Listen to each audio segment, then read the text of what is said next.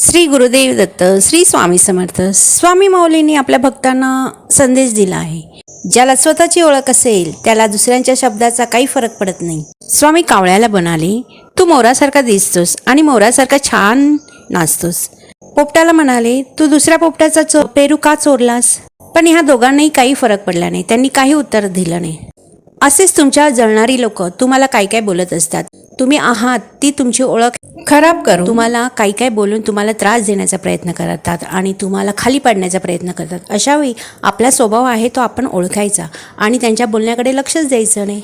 त्यांना बाता मारून द्यायच्या. जितक्या बाता मारायच्या तितक्या बाता मारून द्यायच्या. जितकी पापं वाढवायची तेवढी त्यांची पापं वाढवत जायचं आणि आपण एका शब्दानेही त्यांना बोलायचं नाही, शांत राहायचं. स्वामी मोराला बोलले, तू नाच करून दाखवतोस. तसं मोराने नाच करून दाखवला का? पोपटाला म्हणाले, तू दुसऱ्याचाच पेरू चोरला. तर त्याने काही रिॲक्शन दिली का? त्याने पेरू चोरला होता का? नाही. तर हे जे लोक आहेत आजूबाजूचे असतात, जे तुम्हाला काही काही बोलत असतात, जे तुम्ही काही करत नसतात, त्या यांच्या बोलण्यामुळे आपण आपल्याला डाऊन करायचं नाही. हे जे लोक आहेत ते स्वतःच तसे असतात. जे दुसऱ्याच्या अंगावर चिखल उडवतात ते त्यांच्याच अंगावर चिखल उडतो. की कोणीही काही बोललं तरी ते तुम्ही मनावर घेऊ नका.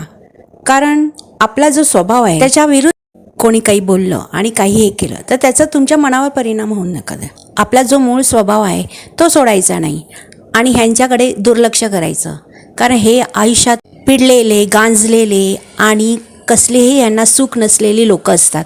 ते दुसऱ्याचं सुख बघून सतत जळत असतात आणि ते त्यांना रिॲक्शन देत असतात.